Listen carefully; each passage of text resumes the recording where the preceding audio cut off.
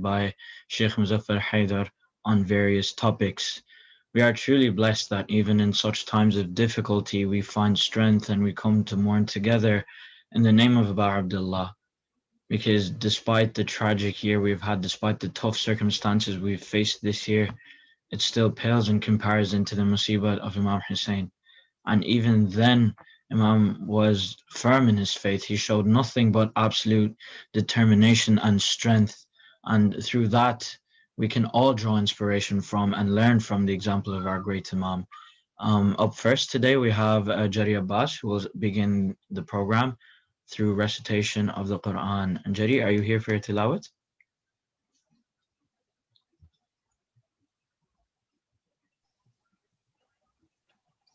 Assalamu alaikum, Jari.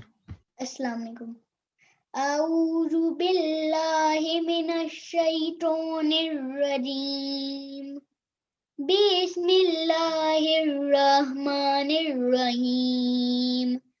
Qul ya ayyuhal kafirun la a'budu ma ta'budun wala antum a'biduna ma a'bud wala ana a'bidum ma abattum wala antum a'biduna ma a'bud lakum dinukum waliyadin. See, O unbelievers, I do not serve that which you serve, nor do you serve him whom I serve, nor am I going to serve which you serve, nor are you going to serve him whom I serve. You shall have your religion and I shall have my religion. Sadaqallahul aliyyul azim. Allahumma salli ala Muhammad wa ali Muhammad.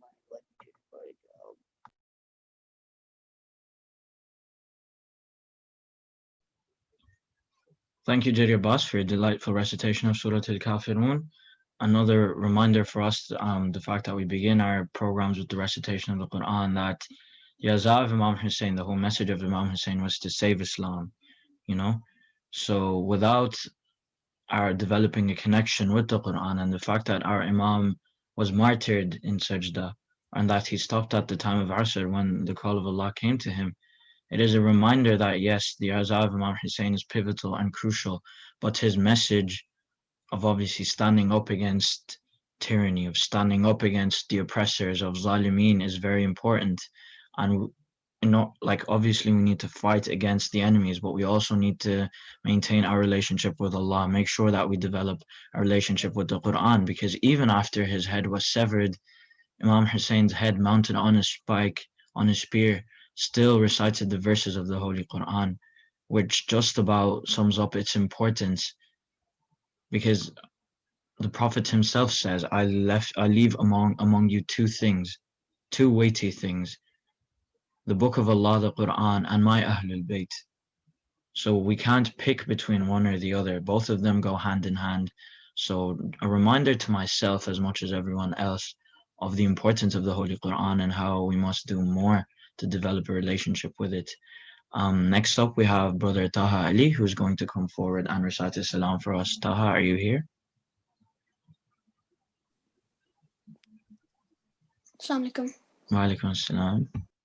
أعوذ بالله من الشيطان الرجيم بسم الله الرحمن الرحيم Live like Ali, die like Hussein. Live like Ali, die like Hussein. Live like Ali, die like Hussein. Allah loves those who have love for Muhammad in their hearts. He is the city of knowledge, Ali its door unpacked. Hussein and Prophet Muhammad can never be apart, as this is what Muhammad has said from the start. Husseini, oh, Husseinu minni wa ana min Hussein, Hussein. Live like Ali, die like Hussein. Live like Ali, die like Hussein. Live like Ali, die like Hussein. For life and death, they are the guidance and philosophy, the sacrifice of Hussein and the way of life of Ali. You only need to look at final sujood of each. This is the arch of life and death we should achieve. Husseiniyo, these were the words of Ali. Fustu bi Rabbil Kaaba, live like Ali, die like Hussein, live like Ali. Die like Hussein, live like Ali, die like Hussein. Hussein's the one who's the meaning of courage, love, and peace. He owns the earth and he owns everything within the seas. He is the path to the heaven, this is a guarantee. To love Hussein is the best way to let your soul be free. Husseini, we follow him cause he guides us to what we're looking for.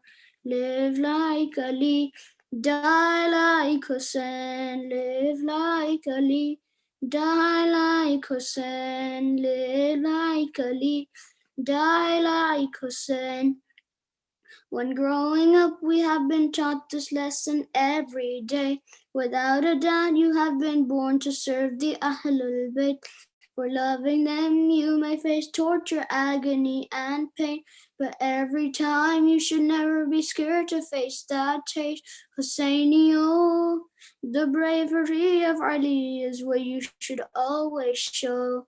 Live like Ali, die like Hussein, live like Ali, die like Hussein, live like Ali, die like Hussein, live like Ali, die like Hussein. Salawat. Allahumma salli ala Muhammad wa ala Muhammad wa ajil.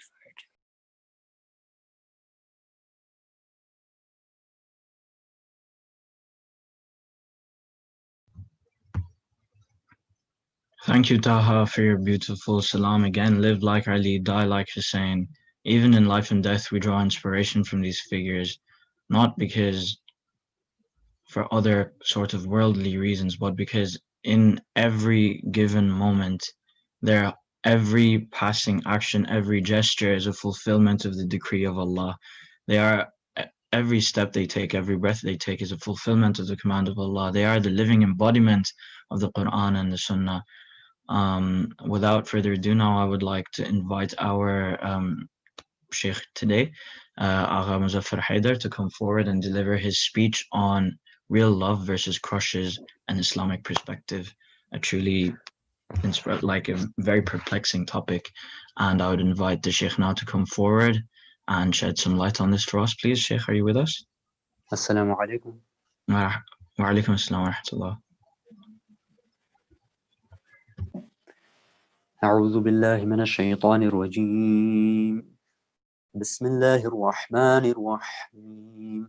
والضحى والليل إذا سجى ما ودعك ربك وما قلى وللآخرة خير لك من الأولى ولسوف يعطيك ربك فترضى ألم يجدك يتيما فآوى ووجدك ضالا فهدى ووجدك عائلا فأغنى فأما اليتيم فلا تقهر وأما السائل فلا تنهر وأما بنعمة ربك فحدث صدق الله العلي العظيم.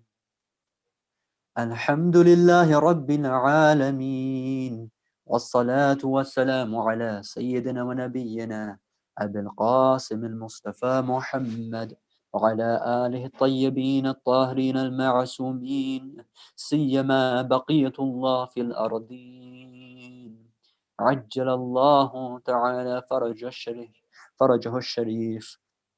رب اشرح لي صدري ويسر لي أمري واحلل عقدة من لساني يفقه قولي.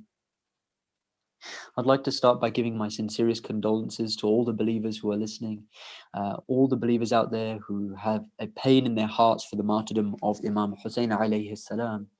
I'd also like to ask and pray that everybody out there also prays for this very same thing, that we are able to avenge the blood of Imam Hussein alongside Imam Mahdi Ajjalallahu Ta'ala Farajhu Sharif. I'd like to thank the organizers of this event for making this happen, and also I'd like to say that a few words very quickly about the host and for the young brother who recited poetry at the beginning of this. It's really inspiring, absolutely beautiful. Keep it up. One of the lines was particularly it stood out for me, to train ourselves to live like Muhammad wa Ali Muhammad and to die like Muhammad wa Ali Muhammad. As the old saying goes, oh Allah, help me to live like Muhammad, to fight like Ali, and to die like Hussein. This is the ultimate dream. Today, the subject is a little bit strange, and I'm guessing that a lot of people will think, 8th of Muharram, why would you choose this subject? But no, the whole thing that we're doing right now is to wake everybody up. One of the biggest issues that many of our young brothers and sisters out there face is this issue of true love and crushes. Oftentimes we'll have crushes and we'll think that we'll think that it's true love, and what happens is it's one of the traps of shaitan more often than not. And what happens is it stops us from becoming those true soldiers of Imam Mahdi. It's one of the traps. So the subject is true love versus crushes. What is the difference? What is the Islamic perspective on this idea? So the first thing when it comes to this that we need to discuss is that your life is a search for perfection. Every human being, if you study the aqaid, this is one of the core understandings that we gain, that every human being is searching for perfection. I'm searching for perfection, you're searching for perfection. Every guy walking down the street and girl walking down the street is searching for perfection. You don't even have to be Muslim, you're still searching for perfection. Now, Allah subhanahu wa ta'ala, out of his infinite mercy, has brought the religion of Islam, which is pretty much saying, hey, you want perfection? Here it is. Here's the path to perfection. Here's all the things you need to do in order to gain that perfection. But what often happens is we end up searching for that perfection in places where we think it exists, but it actually doesn't. Every time you see somebody, if you actually go out and you actually look at the world, you look at these videos that exist out there of people and the way that they live their lives, think about a person who has completely covered their face with piercings. You've seen these guys in like the Guinness Book of World Records, for example. You see that there are people who have completely covered in piercings, and you look at them and you go, that looks weird and wrong. Why is a person doing this to themselves? Well, it's because in their mind, they think that that is what their perfection is. They think in order to be perfect, I have to do this. And this goes without saying that it applies across the board. When you see somebody who's completely covered in tattoos, for example, it's because of this same reason. They think that they're getting perfection through that, or through plastic surgery. Whatever it is, you'll notice that humanity, generally speaking, is trying to grasp at that perfection, and they do it often in the wrong ways. Now, you might think that, I'm free from all those things. No, it applies to each and every one of us. Actually, even if we are doing anything haram, for example, if we're listening to haram music, the reason we're actually doing that is because we've convinced ourselves, we've been mistaken in thinking that that music is going to get me closer to my perfection. And with music, and the reason I want to use this example of music is because with music, you can really feel that that's what it's about, more than some other things. With music, you can really feel that, yes, this is somehow getting me closer to my own perfection, because music, haram music and halal music, both halal and haram music, they get us this feeling inside. It's the release of, like, chemically speaking, it's just a release of chemicals, of endorphins, of dopamine into the brain to make us think that we're actually, enjoying ourselves. We're getting some sort of pleasure out of this, and that means that we're getting closer to our perfection, but we're not. Okay, the same thing. Look at obese people, massively obese people. I mean, they cannot get out of bed in the morning, literally. Why are they still eating? Why are you still eating? It's because they feel like through that food they are getting to their perfection, but they're not. They're actually killing themselves. Okay, so this is just a general rule that I'd like to start off with so that we can understand why human beings do what they do. The same thing applies to searching for a potential spouse, for searching for our life partner, for searching for our soulmate, will fall into this trap of thinking that a certain person completes me. And this is why you'll often see that somebody has fallen head over heels over somebody. And you look at that somebody and you're like, you know, they're not all that great. They're not all that. I know you think that they're a floating angel of some sorts, but they're not. You can see it. They can't. Why? Because love is blind.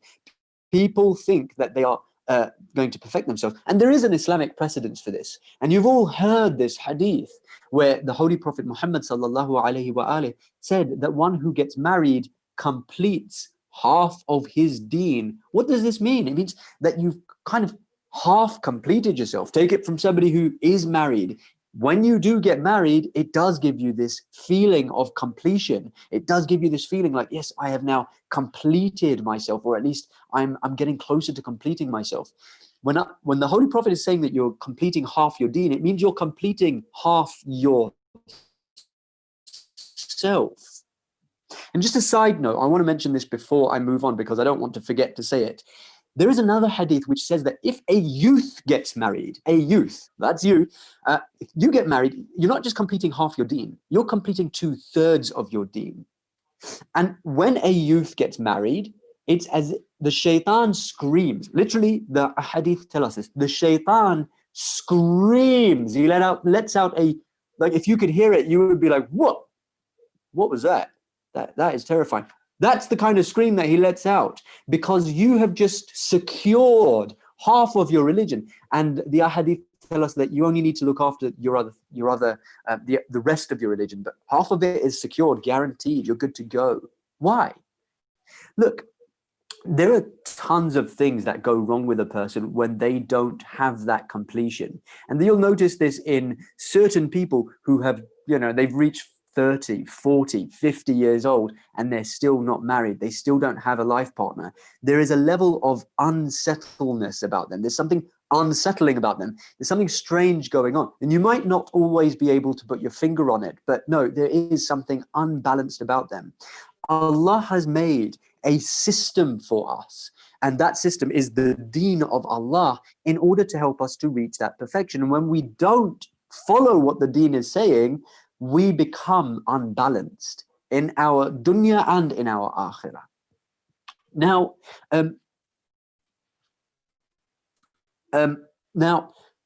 coming back to this idea of perfection, you see, you might see somebody and think, wow, that somebody is so perfect. And if I get together with this person, it's going to complete me. But you're mistaken. And oftentimes, this is precisely what happens. We're going to explore this idea more. There is a verse in the Quran. Pay very careful attention to this verse. It says, "Asa an takrahu shay'an wa huwa khayrun lakum." It may be that you hate something, you despise something, you are absolutely revolted by something, but it is good for you. The Quran is telling you, Allah is telling you. And then again, and then right after it says, وَعَسَىٰ, and I can hear my voice echoing back to myself from the other room, so it's a little bit distracting. عَسَىٰ أَن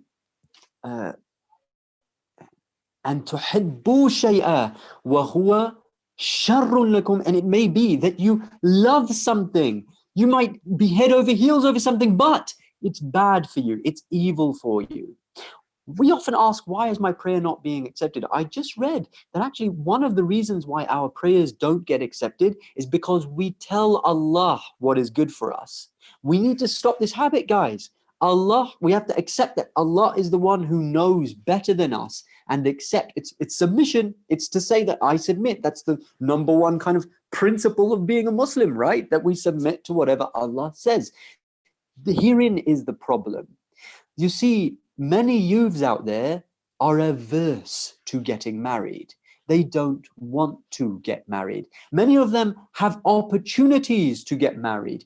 They can ask their parents to find somebody for them, but they think, that's yucky. Who told you it's yucky? Who trained you that it's yucky? Many youths have opportunities to marry a good brother or sister out there, but they don't. Brother or sister in Islam, yeah? they have this opportunity, but they don't. Why? It's because they perceive that their perfection is in something else. I need to have a love marriage. It's a lie that we tell ourselves. And many people, by the way, they think that they're in love with somebody, but it's not. It's not love. It's not true love at all. It's a crush. It's actually just a crush. And this is something we're going to be exploring a little bit more. But one of the things that we have been trained to do, dear brothers and sisters, respected elders, pay very careful attention to this. We have been trained to fall in love. Young kids, if youths are listening, right? You youths who are listening, who are in your teenage years, you're in the prime time where you are right at that sweet spot. You're going to start to have crushes, okay? But and when adults who are married, they've gone through a little bit more than you have, they look at you, they think, that's not love, you stupid. That's silly. And if you can't understand that at the age that you're at right now, try to look at your younger siblings. Try to look at the toddlers. Even they sometimes think they've fallen in love. I remember walking in. I'm not going to say who it was, but one of my youngest in my family, we remember walking in and seeing him. He was around 2 years old, and he was kissing the mirror. He was kissing, like he was proper kissing the mirror. And it was like, why is this happening? This is wrong. And then, we all called our other brothers and we're like, hey, look what he's doing. Okay, we're laughing at it now, and that's fine. I mean, it is funny to see a youth doing that, a child doing something like that. Why is it happening, though? There's something sinister actually happening behind the scenes. You see, think about any movie. It could be any movie, any genre, a comedy, a sitcom, it could be anything, horror, whatever. You see, at the last scene, at the pinnacle of the movie, where the hero has overcome, he has vanquished his enemies, at that scene where you see that the good guys have overcome the bad guys, you will see a very pivotal moment, and it will be the kiss. You see, that kiss is what defines love. It is, in a nutshell, what love has been defined for us by the mainstream media. And remember, most of the mainstream media is created by our enemies, is created by the likes of Hollywood, even Bollywood. It's been created by those. If you go to the top, it is actually the shaitan himself. And what is he trying to do? He's actually trying to mislead us. Love itself which is actually a divine concept, which we're going to talk about. It's a divine concept, has been brought down to the lowest level of physical gratification. Okay, so even in our minds, we might think that we're in love when we're not. It's a crush. It is a chemical. It is a number of chemical reactions in our body. It is our body telling us that we need to get hitched, and we're actually interpreting it in the wrong way. And many times, it's not even, the chemical reactions aren't even there yet, but we have been trained. And there are some explicit details which you can look up for yourself. But essentially what I want to point out here is that idea which they have presented of the happily ever after. Think about that. Love at first sight. Do we have a precedence for this in Islam? Is this what Islam tells us? Is there a reality behind love at first sight? And a happily ever after? No, it's all fake. Okay, you look at these princesses, they're getting married. Well, they have their true love's first kiss at the end of the movie, right? They never show you what happens after that. No, did you notice that? It always ends with the kiss and that's it. They go off into the distance and they're happily ever after. They don't show you what comes after that. Do you know why? Because they want to leave you suspended in a state of immaterial, just imagination. It's just a fantasy. It's not real. True love is that which comes after that moment, after the moment where the man and the woman have gotten together, after marriage. And this is why we have a hadith which says that do not marry the woman that you love. Love the woman that you marry. And it goes both ways, okay? Don't marry that person that you think you love, because it's a trap. You might think that you love this person. And I want to give you some practical examples. And you can actually see these practical examples in your own lives. Try and look at those people who have had love marriages. Many of them are actually just fighting now. Many of them have unstable relationships. Many of them are not happy. Okay, but they thought they would be. They may have even fought with their parents so that they can get married. But now they're not happy. Why? Why does this happen? It's because they have had a perception of what is perfect before they got married or before they got together. But then after they got married, they suddenly realized that that perception was nothing other than that. It was just an imagination. It was just a perception. And now they're realizing, and this is why they say, love is blind, but marriage restores the sight. Okay, and that's the reality. Ask anybody who's married. That's the reality. Okay, I'm telling you now so that you don't fall into these traps as you grow older and as you traverse through the vicissitudes of life. Okay. Now, going back to the media for a moment, why do people fall into these traps? Well, most of us have grown up watching Bollywood movies. Every time Bollywood and Hollywood movies, every time the word love has been mentioned, it has been presented in a certain way. It's been about, women. How are women presented? They're presented, predominantly speaking, in the mainstream media as a prize to be won. For anybody who has studied even the 101, the basics of media, anybody who has studied even the basics of media studies will find that women are presented to please men. And just look at the philosophy of hijab. The philosophy of hijab is what? In a nutshell, it's training us to not look at women as objects, to not derive pleasure from looking at women, but rather to see them as individuals. Look at their personality, not at their physical appearance. Okay, but the mainstream media has done the exact opposite. And as much as you might be listening to these words and thinking that, I'm aware of that, and so I am not going to be affected by that because I can make an informed decision. No, it's not the way it works. You see, the way I like to describe this is like a box. Your heart is like a box. The key to that box is laughter or tears. Okay, so if anybody is making you laugh or cry, that person is essentially opening up your heart. When your heart is open, that is when the ideologies will be deposited into your heart. The Quran, remember what it says, وَهُوَ أَذْهَبْ إِنَّهُ هُوَ أَضْحَكَ وَأَبْكَى. Surely it is He, Allah, who makes us laugh and cry. How often have we actually made Allah, allowed Allah into our hearts? If you want to answer that question, think about how many times we have laughed or cried when we've opened the Quran, when we've listened to tragedies of the Ahlul Bayt, to stories of the Ahlul Bayt. But the reality is, the majority of the times that we have laughed or cried has been when we have been watching a comedy, when we've been watching a superhero movie or a sitcom or any kind of movie or actually engage with the mainstream media. They are the ones who have a dominion over our hearts. And this is why Imam Ali alayhi salam, one of the great sayings that he said is, I stood at the gate of my heart and I let nothing inside except Allah subhanahu wa ta'ala. Every time, dear brothers and sisters, that you have laughed and every time that you have cried, you have allowed something into your heart. You have to ask yourself, is that something Allah or is it something other than Allah? Okay.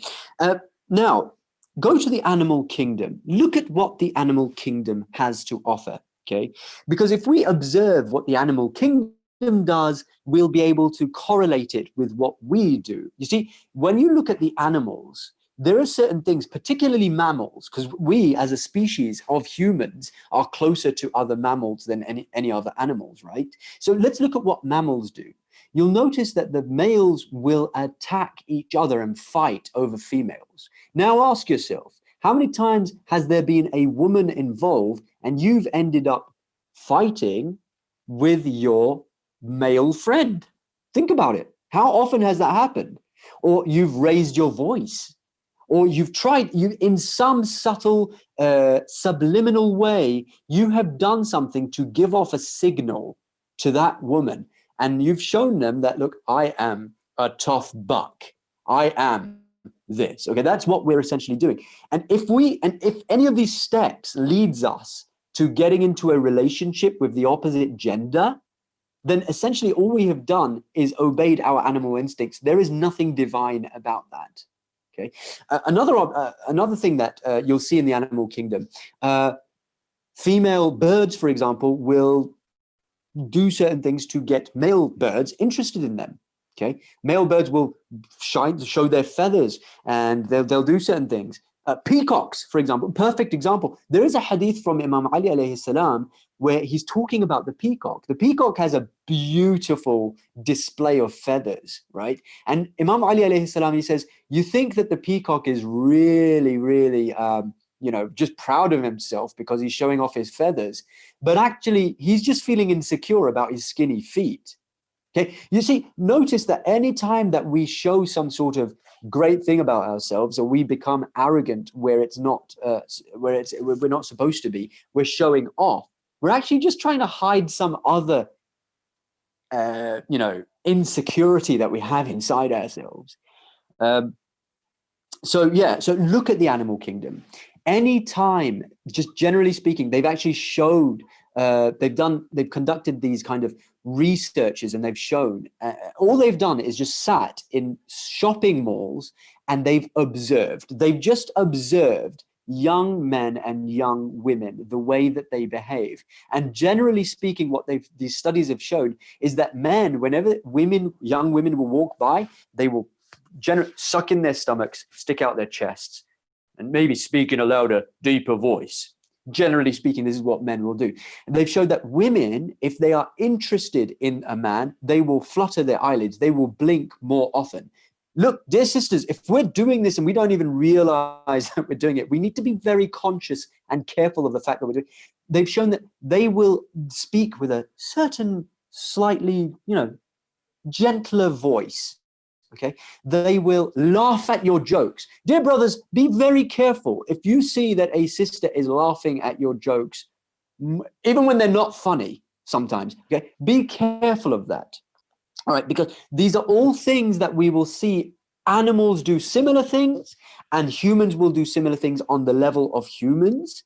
Okay, and if, as a general rule, whenever it's something to do with physicality, whenever it's something to do with the dunya, be very cautious of it, because it's leading us into a trap, generally speaking. And by the way, many people will be fooled. Since we've talked about the media, I want to talk now more specifically about a form of media, which is haram music, ghina. Most of the hadith that we're actually talking about, when it's talking about haram music, is actually talking about ghina. This does not include halal music, which we can discuss another time. But now, in order to highlight what haram music really is, because some people will justify it, they'll say, this isn't haram, this is romantic, this is love music. Love is good. Love is something which is Islamic. Therefore, this is our mentality. This is how we justify certain things to ourselves. When it comes to love music, romantic music particularly, this is one of the greatest traps of shaitan. You know that music that I'm talking about? I don't want to give examples, but it's the kind of music which makes your heart flutter, which makes you feel like literally love is in the air, which makes you feel like, you're listening to that music and you're thinking of somebody's face. That music particularly is haram. That music particularly is the snare of shaitan. This is why we have a hadith from the Holy Prophet Muhammad sallallahu alaihi wasallam. He says that ghina, music, is the charm of adultery. It is the bell of shaitan which he is ringing, and like the Pied Piper, you are a rat just listening to it and being enticed by it. When you fall in love with somebody while listening to that music, this is not love. This is a crush, and it is a trap. It will lead you to heartbreak. It will lead you to pain. It will lead you to tragedy. And this is what we see happening. You see, when we are being when we're searching for our own perfection, we are going to search for love. Love is one of those ways which will help us to perfect ourselves. But there are traps along this path, and we will fall into the pits of that fire, which will just burn us. And this is why we see so many, unfortunately, so many cases in the Muslim community of young women and young men falling in love with somebody who's not even Muslim. And so they feel that that person is going to complete their religion. It's not. They feel that that person is going to complete them. It's not. Okay. Allah wants what is best for you. I want to take your attention now to a verse of the Quran, because what these movies and what this music, one of the things that it is training us to do is search for dunya in our partners. We look for looks. We look for beauty. That's why the Holy Prophet Muhammad, we look for looks, we look for beauty, we look for money. How wealthy is this person?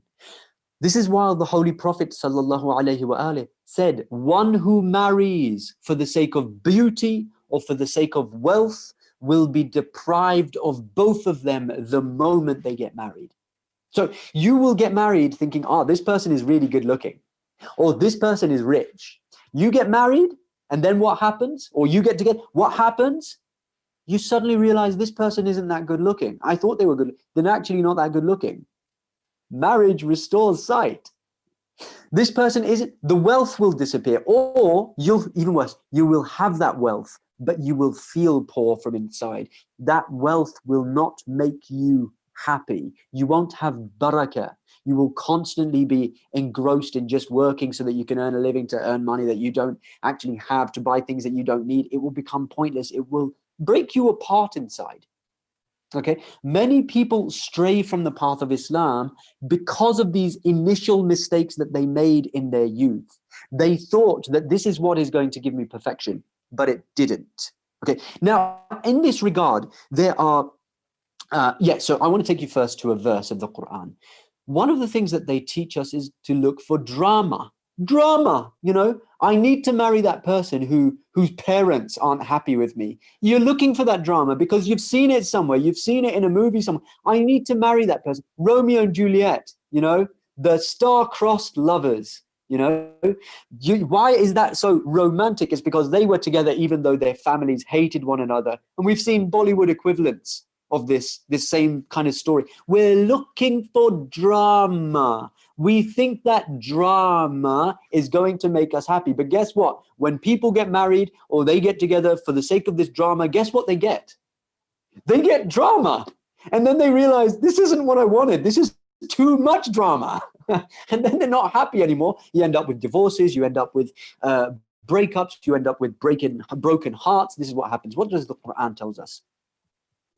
وَمِنْ آيَاتِهِ أَنْ خَلَقَ لَكُمْ أَزْوَاجًا وَمِنْ آيَاتِهِ أَنْ خَلَقَ لَكُمْ مِنْ أَنفُسِكُمْ أَزْوَاجًا لِتَسْكُنُوا إِلَيْهَا وَجَعَلَ بَيْنَكُمْ مَوَدَّةً وَالرَّحْمَةً. He says, and among his signs is that we created from among yourselves spouses. Okay, and we established between you mawaddatan wa rahma, the love and compassion. This is it. This is what Islam says. If you want what Islam says in a nutshell about love, this is it. Number one, what is love? It is a sign of Allah. One of his signs is your partner. One of his signs is that you are going to live with this person for the rest of your life. This is one of his signs. Okay, so number one, we shouldn't be looking for drama. No, we should be looking for one of his signs. We should realize that this person is truly going to get me closer to Allah. It's going to help me pray my prayers, help me read the Quran. One of the questions that Rasulullah sallallahu alayhi wa alihi wasallam asked Imam Ali alayhi salam once he got married was what? How did you find Sayyidah Fatimah-e-Zahra? You know what Imam Ali alayhi salam replied with? He said, Ya Rasulullah, I found her the best of partners in serving Allah subhanahu wa ta'ala. This is an example from the best of couples that ever existed. Fatima and Ali alayhim salam. This is what it's about. She is the best partner. They were best partners for each other in serving Allah. Okay, so that's the first thing. It's a sign of Allah. What's the second thing? لِتَسْكَنُوا إِلَيْهَا, that you may find peace, tranquility with them. One of the main problems that we face in marriages, why are marriages falling apart? Why are people not happy with each other? It's because they don't have peace. The home is supposed to be a place of peace, of tranquility, but we've trained ourselves to look for drama. We want spice. Look, if you just settle down, look for peace, stop looking for drama, it will all settle, and we'll realize that, wow, this is through which I can reach my perfection. And that love, in fact, I'm going to say that point closer to the end, inshallah, if Allah gives us tawfiq, and if I remember to say it. So that's the second point that we will learn from this verse. What's the third and fourth point? The third and fourth point is Allah subhanahu wa ta'ala has established mawadda and rahmah. Mawadda is what? It's a special, it's love. It's translated as love. We've placed love. But actually, this is why we say the Quran, it's so eloquent. We need to read it in Arabic. We need to get connected to it. Mawadda is no ordinary love. Allah doesn't use the word hub here. He uses the word mawadda. What is special about the word mawadda? He uses it in another place in the Quran when he says, I ask you nothing of this except mawaddata fil qurba. I ask you nothing of this except love for the family, the Ahlul Bayt. Why did he use mawadda here? Why did he use mawadda here and there? Why? Because mawadda is not just an ordinary love that you have in your heart. No, mawadda is a love that you show. Many people, one of the big problems that we have in relationships out there is because they love each other. They truly love each other. Alhamdulillah Rabbil Alameen. Allah has made them love each other. They've gone through life with each other. They've had children with each other. They've faced so many problems with each other. They have fought through everything, even the in-laws. You know, they've gotten through that big burden, but they still have problems. They love each other, but they still have problems. Why? Because of this. They have love, they have hub, but they don't have mawadda. Dear brothers and sisters, respected elders, we need to not only love our spouses, we need to show it.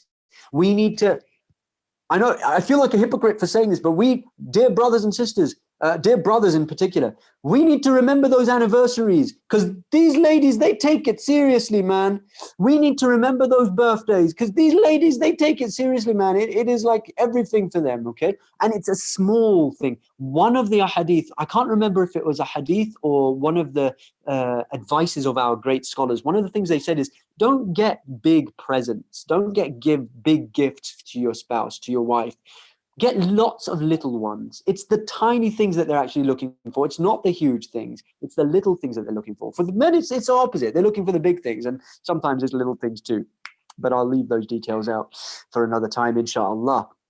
So this is what it means. In Islam, it is a sign of Allah, and it is for tranquility, and it's love and mercy. Mercy, where does this come in from? Before I forget, mercy, when your wife makes a mistake, one of the things that the Holy Prophet teaches us, when your wife makes a mistake, forgive her, especially for small things that don't actually matter.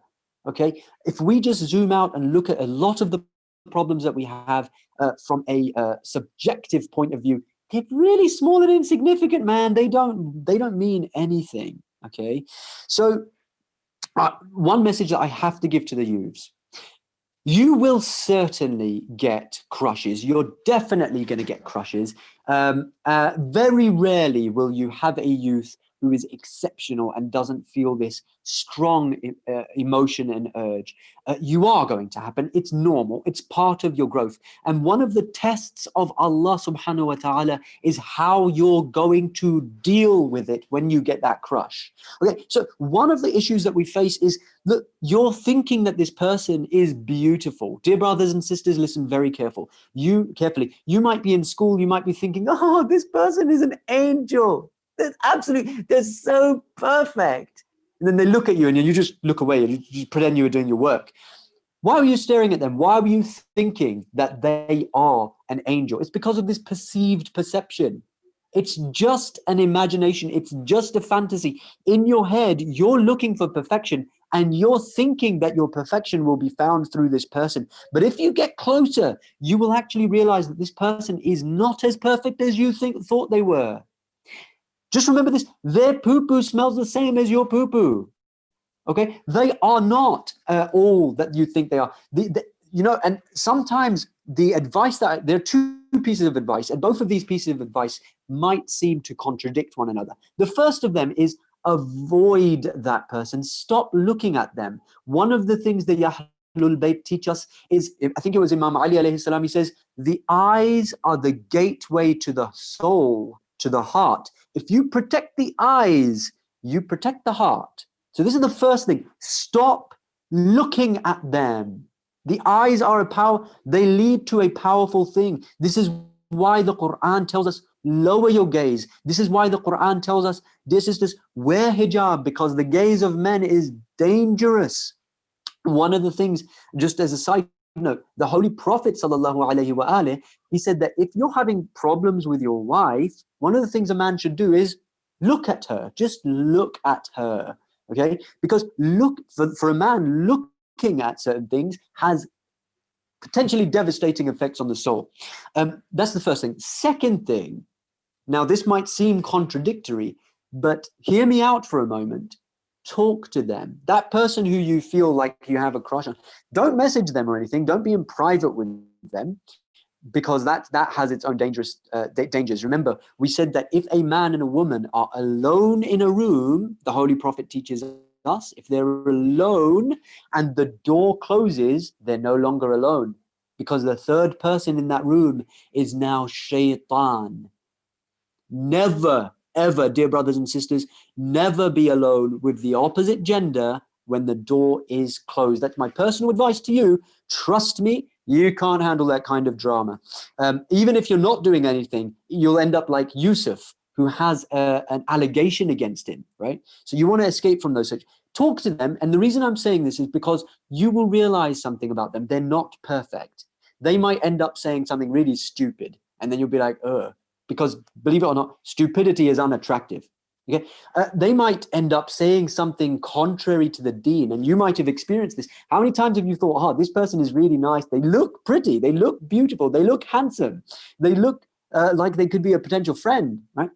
Then they say something which is so disturbing. They'll say something, I don't know, a racist comment, or they'll say something which is completely against the deen, and suddenly you won't be able to see them as beautiful anymore. Suddenly they will look really ugly, and you'll notice that they don't look beautiful anymore. This is a level of irfan, a level of perception that Allah has given us, and it's a gift. And people have developed it to an extent where they say that if you go to visit the marajit, when they look at you, they can see your sins. And so sometimes they will even avoid looking at you. There are two traps that the shaitan wants to draw you into, dear brothers and sisters. Listen very carefully to these two traps. The first of them is that shaitan will convince you that you are gorgeous. You are drop dead beautiful. You end up looking in the mirror. You'll be like, oh my God, look at me. Hey there. You'll be doing silly things in the mirror. And oftentimes this is one of the biggest traps for our sisters. You'll end up putting on makeup. You'll end up dolling yourself up, and actually you'll end up looking silly. 10 years from now, 20 years from now, when you look back at those pictures of yourselves, you will be full of regret, and you will be like, ugh, that is so cringeworthy. Your children, think about this, your children are going to end up seeing those images and think, oh, why did mom do that? Why did dad do that? Just the way you're cringing now at the thought of your parents doing it, right? Try to avoid these things as much as possible. And just as a side note, if we're putting on makeup, go and look at the verse of the Quran. You don't even need to go to the ahadith about, for women, about putting on zina, about beautifying yourself in public. It is haram if it is going to attract the opposite gender. Dear sisters, do not do this. And by the way, again, it is not going to help you to get to perfection. If you're thinking, how will I get a spouse? If the man is going to fall in love with you when you have makeup on, the night of the marriage, when you wash your face and he sees you without that makeup, from that night, it's going to create problems. He's going to be like, oh, I thought you were something else. There's that fake perception of perfection, that we need to be ourselves. Islam teaches us to have dignity. Islam wants you to not have those insecurities, which society is going to give you. It's going to present all these pretty looking women and say, this is what beauty means. It's going to present Barbie dolls and say, this is what it means to be beautiful. And it's going to try to trap you. But women who are actually putting on makeup and wearing high heels and doing all those things, they're actually doing it because they feel they're not beautiful without them. And that's a mistake. That's not the truth. That's not the truth. So one of the tricks is they teach you that you are so beautiful. And if you fall into sins because of this perceived beauty, there is a hadith which tells us that a man will be raised on the day of judgment. He'll be asked, why did you commit a sin? He'll say, oh, it's because I was so good looking. All the women were just chasing me. I had no choice but to commit sins. At this moment, Allah will present Yusuf, Prophet Yusuf, and say, were you more beautiful than this prophet? And the man will say, no, I'm nothing compared to him. And Allah will say, how come Prophet Yusuf was able to resist, but you didn't? And at the same time, if there are any women who fall into this trap and say, I was just so beautiful that I couldn't help but show myself off. You know, the West teaches you, if you've got it, flaunt it. Allah will raise for them on the day of judgment the face of Maryam, Hazrat Maryam, and say, were you more beautiful than her? And this person will say, no, I was not more beautiful than her. Allah will say, how come she was able to keep herself chaste, but you were not? There are no excuses. Shaitan is trying to trap you into thinking that you're so beautiful, you can't do it. The second trap is even more sinister. The second trap is when Shaitan convinces you that you are not good looking. The Shaitan convinces you that you are ugly, that you won't ever get married, nobody can ever like you. And what happens when somebody falls into this state of insecurity? They start dolling themselves up with makeup. They start for sisters, they become what is referred to as a hijabi Barbie. You don't want to be a hijabi Barbie. They look silly. All right, you look plastic. Don't do it. That's one of the. What happens is because you're so insecure, the first person who comes along and shows any sort of interest in you, you start to think, this person is my Prince Charming. This person is my princess. They are the one. They are everything. You start to worship them. You think about them all the time. This is what happens. This is the trap that you fall into. Allah wants to save you from that, because believe it or not, dear brothers and sisters, your spouse, your soulmate, that one who is going to make you perfect, is out there. They are destined for you. They are waiting for you. But because you fall for this trap, now you're spoiled, and you miss out on that person who was perfect for you. Allah subhanahu wa ta'ala loves you. He wants to give you somebody who is a sign of Allah, somebody who will give you tranquility, somebody who will give you mawadda, not just love, but love that they will show you, appreciation. And He wants to give you somebody who has mercy, who will forgive you if you ever make a mistake. That person is your soulmate. And the Quran tells us that hum wa azwajuhum, they and their wives, their spouses, will go to heaven forever. Allah wants to give you that soulmate, but if you safeguard yourself from those traps, then you will have that perfect person. Otherwise, you'll be ruined. Okay, Islam wants to safeguard you from this. And that's why we have all of these rulings. Don't think that these rulings are here to imprison you. No, Allah wants to set you free. He wants to see you fly. And this is why, and this is the final point that I want to make in order to close off this discussion, because we've run out of time. We need to go to the Masaib. But this is the main point that I wanted to bring it all to. 2 points. The first one is this. If you want to figure out whether it is divine love or just a crush, think about whether it is temporary or not. Because if it's temporary, even if it's just for this dunya, even if you say, I want to spend the rest of my life with this person, it is always going to be to do with the dunya. It's a crush. It's not true love. And wherever it says that, you're not just thinking about temporary things, you're thinking about akhirah as well.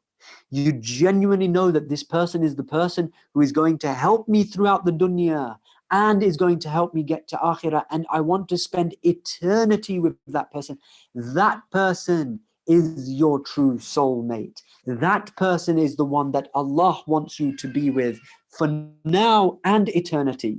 Okay, that love is uncomparable to all of the things that media will show you. Hollywood, Bollywood will not be able to encapsulate what it means to have a Fatima for an Ali, to have a Khadija for Muhammad, to have a true divine personality who will help you in this life, in the hereafter. Now, before we go to the Masa'ib, I do realize that I've gone over my time a little bit. There's a point that I want to give to you. Allah says in the Quran, فَفِرُّوا إِلَى اللَّهِ, fly to Allah. Okay, it is through Allah that you will actually find that soulmate. And there is a poem or something that I've heard, but it's absolutely beautiful. Dear sisters, dear brothers, what you need to do is don't go looking for the dunya, don't go looking for your potential spouse necessarily. It is said that you should be so drowned in the love of Allah subhanahu wa ta'ala. You should be drowning in his love to such an extent that your spouse has to dive into the depths of the love of Allah in order to find you. And practically what I mean by this is fight the fight. Become part of the mission of Abu Abdullah al-Hussein. Become part of the mission of spreading Islam, of defending Islam, because it is on that path that you will find your soulmate. And if you find them anywhere else, chances are they're not those who will either help you on this path, and they're not those who are actually your soulmate. With that, I'd like to ask everybody to give a loud and boisterous salawat ala Muhammad wa ali Muhammad wherever you are.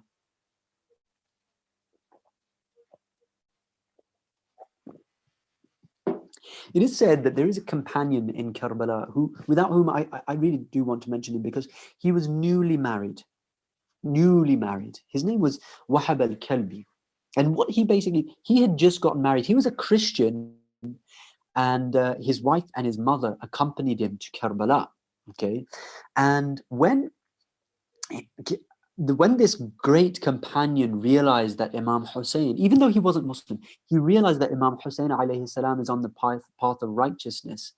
He asked Imam Hussein if he could fight alongside him, and he did.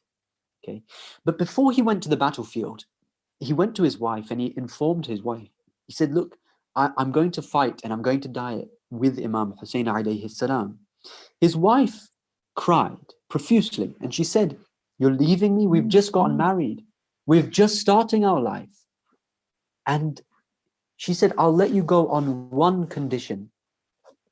Ask Imam Hussein alayhi salam if you will be my husband in the hereafter. If that is the case, then go and fight, and I don't mind if you die, and I will be happy if you die. But I want to be your wife in the hereafter." Dear brothers and sisters, these are the companions of Abu Abdullah al-Hussein. They truly were the best of companions. They truly were the greatest of companions. They truly were those who were willing to sacrifice everything and cut off their ties for the sake of Abu Abdullah al-Hussein, and for the sake of righteousness, for the sake of Islam, for the sake of justice. Inna lillahi wa inna ilayhi raji'un.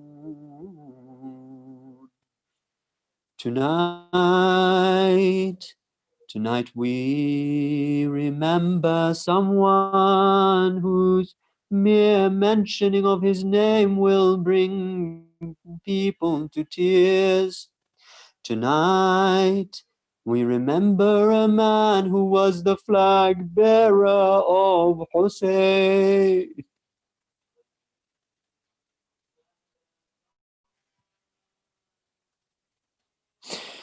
His name was Abbas. Oh, Abbas. Oh, Abbas. We remember on this night that when Imam Hussein was younger, his brother Abbas, who was only a child at the time, was asked to go and get some water for Abu Abdullah al-Hussein. And so this child went to get some water for his master Hussein. And they say that when Abbas came with the water for Hussein, he suddenly fell on the ground and the water fell and spilled all over the floor. And so there were tears, and they started to cry, and it was said, "Oh Abbas, in the same way that you have fallen now in your childhood to bring water for Imam Hussein, so too will you fall in the battlefield of Karbala, trying to bring water for your Mawla Hussein." Tonight, we remember a time where all the companions have gone. Everybody has left. Wahab al-Qalbi has left. Zuhair ibn Qayn has left. Habib ibn Muzaffer has gone. Qasim has gone. Ali al-Akbar has gone.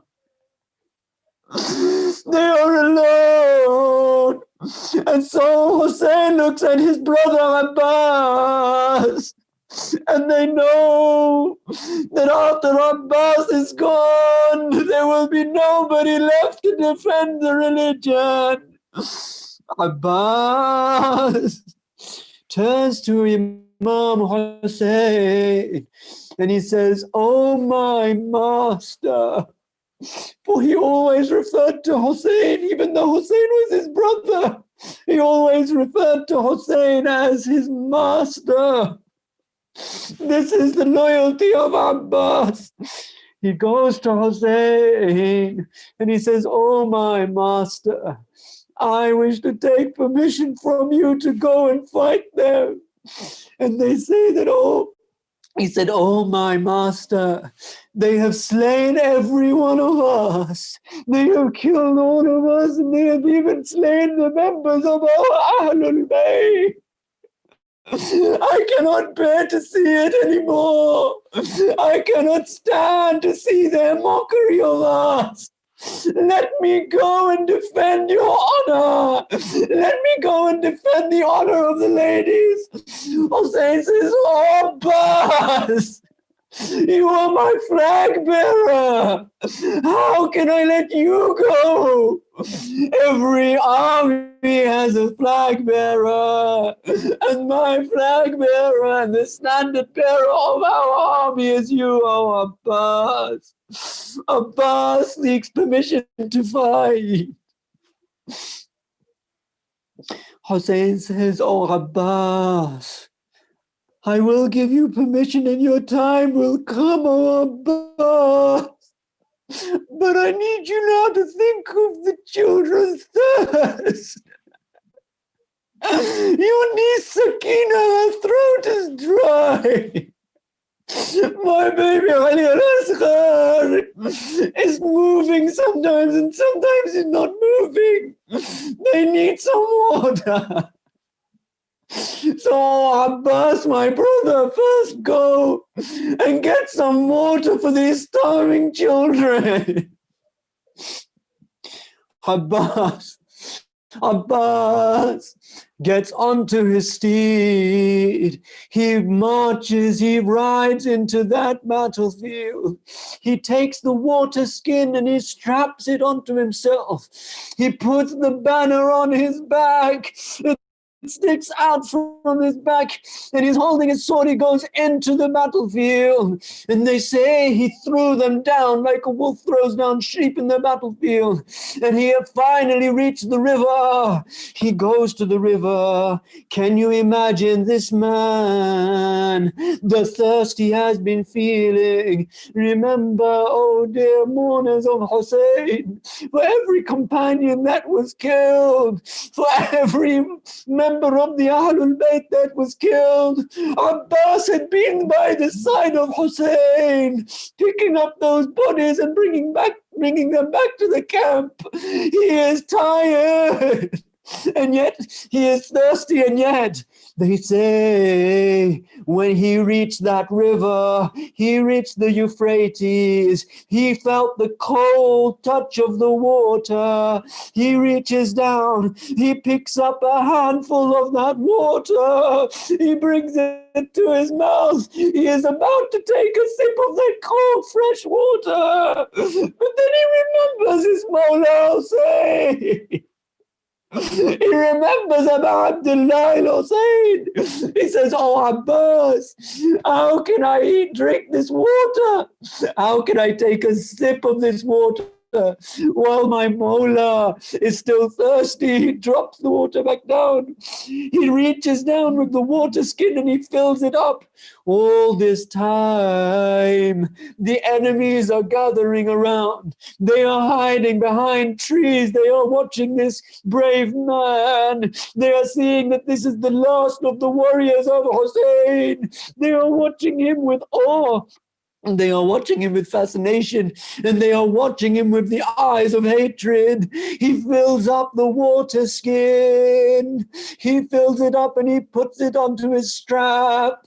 He turns around and he sees the enemies. He gets onto his horse. He rides back and he starts to rush towards the camp of Abu Abdullah al-Hussein. But it is at that moment where they surround his horse. They start to attack him from every side. Abbas is holding the water skin with one hand and he draws his sword with the other. He starts to fight them gallantly.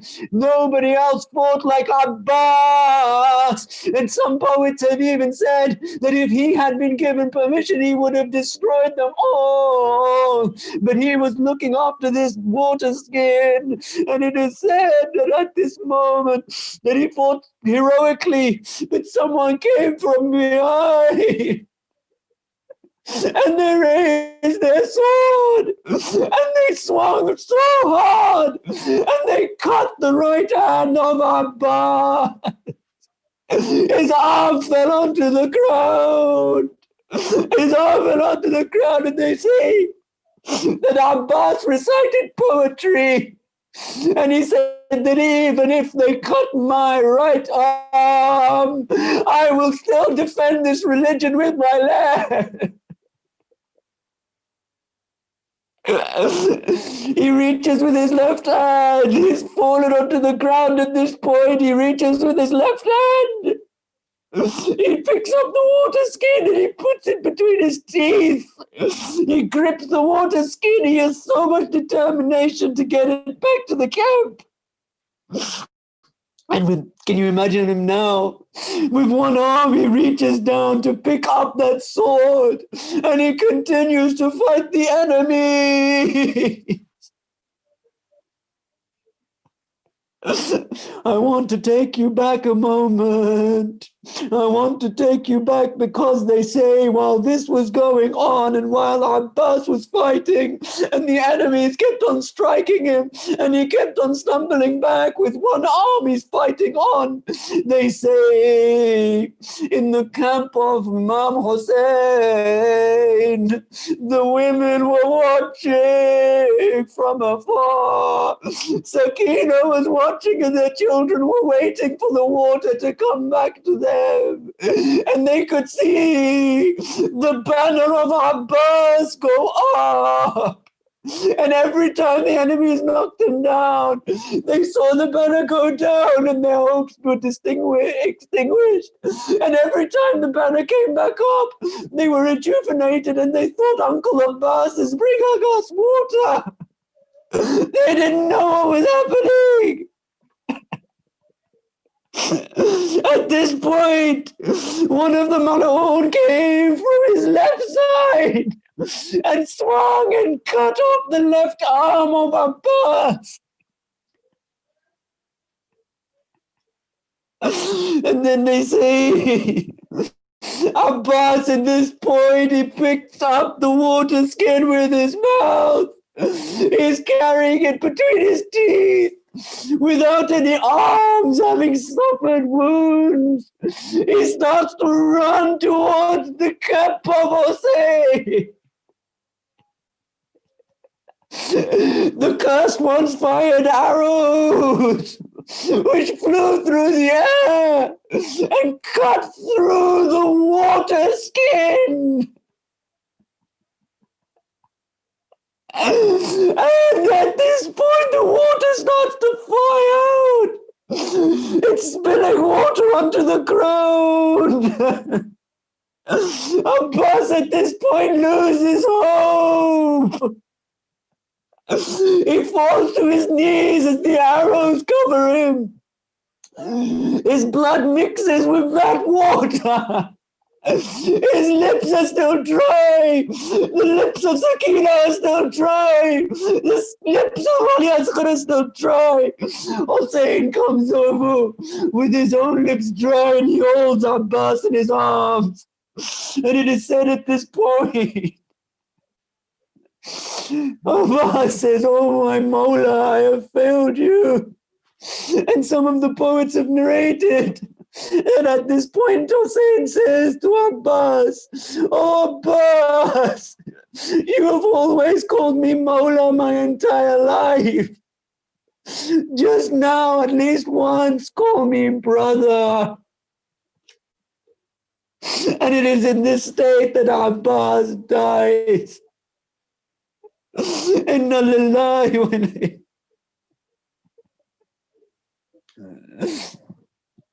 Inna lillahi wa inna ilayhi. This is Abbas. سيعلم الذين ظلموا.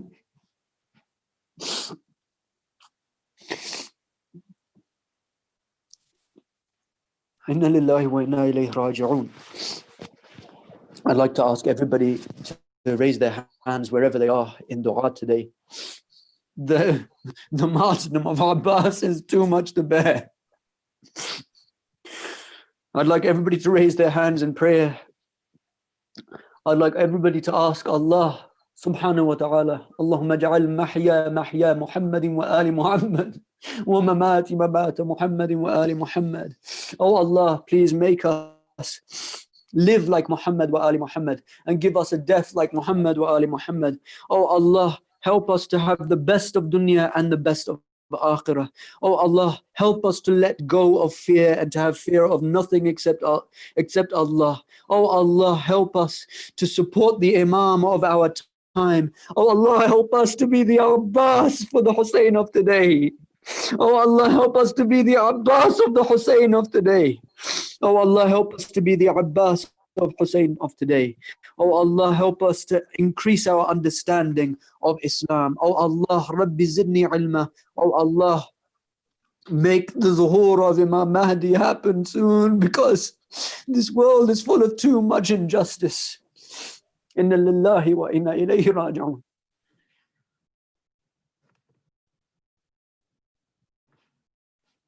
Ya Hussein, Ya Hussein, Ya Hussein, Ya Hussein. Sham ghariba, Sham ghariba, Zainab tanha. Ghor andhera, maut ka saya, बादल बन के sir पर छाया, आवाज़ें ताबों की उबरी, कौन जले खैमों की जानिब, तेज कदम से चलता आया। पोंछ के आंसू ज़ैनब देखी, देखती क्या है उसका बाबा, बाप किसी ने पर सर रख के बिलख बिलख कर, तरफ तरफ कर ऐसा रोई रोई रोई। नारो ज़ैनब नारो, हमारे जिगर के टुकड़े नारो, नारो ज़ैनब नारो, میرے جگر کے ٹکڑے نہ رو میں کیسے نہ رو بابا میں اجڑ گئی بابا میں کیسے نہ رو بابا میں اجڑ گئی بابا میرا اکبر میرا اصغر میرا غازی تیرا دل بھر میں اجڑ گئی بابا یا حسین یا حسین یا حسین یا حسین نارو زینب نارو میرے جگر کے ٹکڑے نارو نارو زینب نارو میرے جگر کے ٹکڑے نارو میں کیسے نہ رو بابا میں اجڑ گئی بابا میں کیسے نہ رو بابا میں اجڑ گئی بابا ایک دن میں اگر اجڑا ہر بھائی ہونا بیٹا میں اجڑ گئی بابا یا حسین یا حسین یا حسین یا حسین نارو زینب نارو میرے جگر کے ٹکڑے نارو نارو زینب نارو میرے جگر کے ٹکڑے نارو میں کیسے نہ رو بابا میں اجڑ گئی بابا میں کیسے نہ رو بابا میں اجڑ گئی بابا ہمیں بے کس ہمیں مزدر پردیسی ہمیں بے گھر ہمیں اجڑ گئی بابا یا حسین یا حسین یا حسین یا حسین نارو زینب نارو میرے جگر کے ٹکڑے نارو نارو زینب نارو میرے جگر کے ٹکڑے نارو میں کیسے نہ رو بابا میں اجڑ گئی بابا میں کیسے نہ رو بابا میں اجڑ گئی بابا گیا غازی دریا پر گر بازو کٹ کٹ کر میں اجڑ گئی بابا یا حسین یا حسین یا حسین یا حسین نارو زینب نارو میرے جگر کے ٹکڑے نارو نارو زینب نارو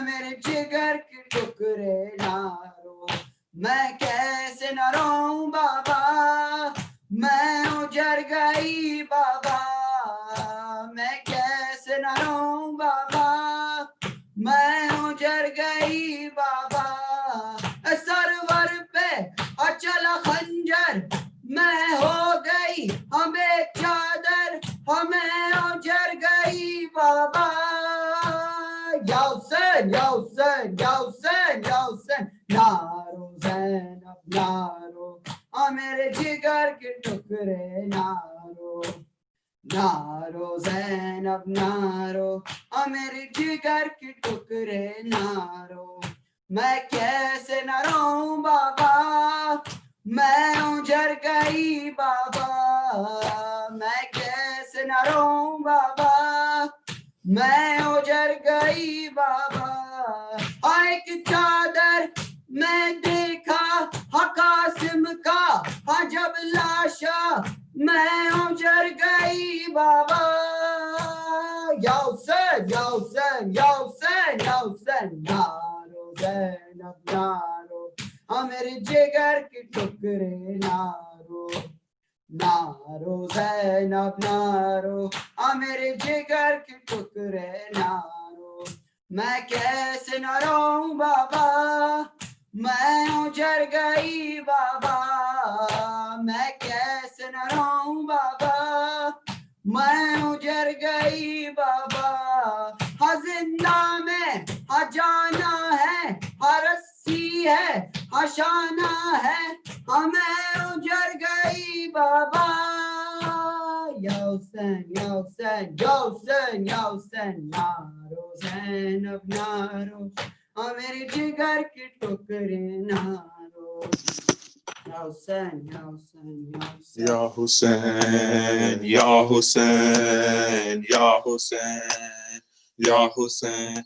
Allahumma ajil لوليك الفرج اللهم أجل لوليك الفرج الأجل الأجل يا إمام زمان کربلا سے یہی آ رہی ہے صدا کربلا سے یہی آ رہی ہے صدا اللہ جل اللہ جل اللہ جل اللہ جل وارث کربلا یا مہدی یا مہدی یا مہدی یا مہدی یا مہدی یا مہدی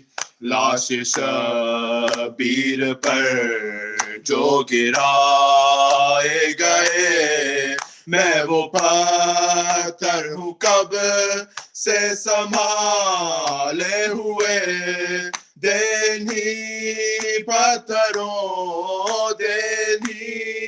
پتھروں سے تو ان کو سزا یا مہدی یا مہدی یا مہدی یا مہدی یا مہدی یا مہدی ماں کی نظر نہ دیکھے یہی سوچ کر سینہ اپنا چھپائے ہوئے ہے مگر زخم دکھلائے گا زخم دکھلائے گا تجھ کو اکبر تیرا یا مہدی یا مہدی یا مہدی یا مہدی یا مہدی یا مہدی انتقام کے زینب کی چادر کا لے سر سے پہلے تو اس ہاتھ کو کاٹ دے بنت زہرا کی جس نے ردا کو چھوا یا مہدی یا مہدی یا مہدی یا مہدی یا مہدی یا مہدی سر جدا تن جدا دونوں بازو جدا پھر بھی غازی کو ارمان ہے جنگ کا ہاتھ اٹھائے بنا دے رہا ہے صدا یا مہدی یا مہدی یا مہدی یا مہدی یا مہدی یا مہدی سات خیموں کے ہر ایک شے جل گئی ظلم بھی تھک گیا آگ بھی بجھ گئی جل رہا ہے مگر اب بھی سینہ میرا یا مہدی یا مہدی یا مہدی یا مہدی یا مہدی یا مہدی ہر عزادار یہ کر رہا ہے دعا ایسا عاشور ہو اب کے اکبر بپا کربلا میں ملے وارث کربلا یا مہدی یا مہدی یا مہدی یا مہدی یا مہدی یا مہدی یا مہدی یا مہدی یا مہدی اللهم صل على محمد وآل محمد وجل فرجهم.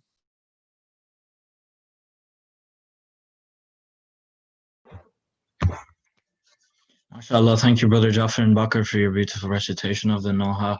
We are all muntadir of our Imam to come and to take the revenge for the absolutely brutal martyrdom of our Imam.